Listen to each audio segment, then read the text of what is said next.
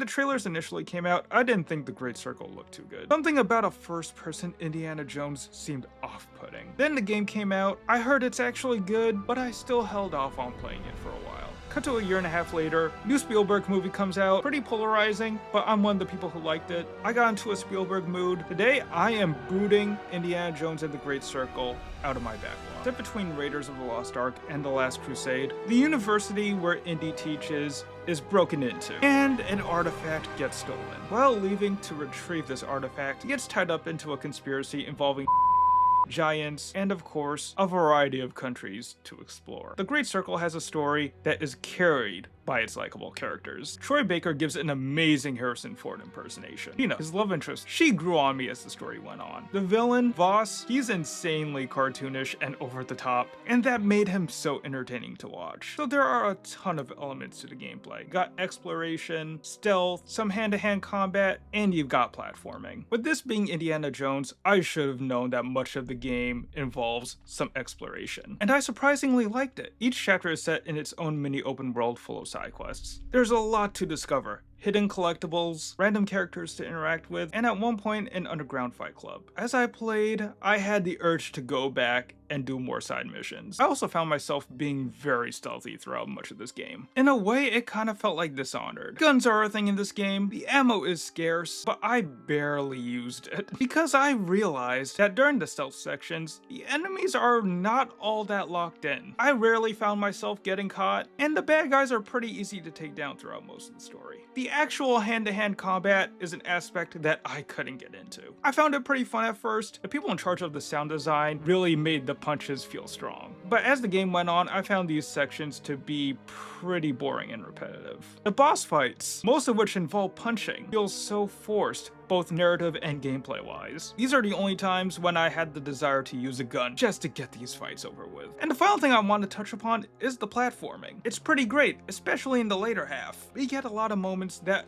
are pretty much a first-person Uncharted. There's some things that don't work, but as a whole, The Great Circle is a must-play for any Indiana Jones fan. This is actually a better installment to the franchise than the past two movies.